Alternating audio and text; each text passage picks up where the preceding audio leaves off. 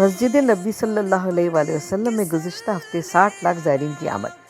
مسجد نبوی کی انتظامیہ کی جانب سے بتایا گیا ہے کہ گزشتہ ایک ہفتے کے دوران 8 سے 15 دسمبر کے دوران 51,19,000 زائرین نے مسجد نبوی میں نماز کی ادائیگی اور روضہ رسول صلی اللہ علیہ وآلہ وسلم میں حاضری کی سعادت حاصل کی۔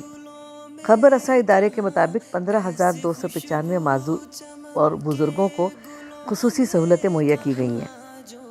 گزشتہ ہفتے کے اعداد و شمار کے حوالے سے بتایا گیا کہ 5,01,938 زائرین نے روضہ رسول صلی اللہ علیہ وسلم پہ حاضری دی، جبکہ 2,34,351 زائرین نے ریاض الجنہ میں نماز ادا کی۔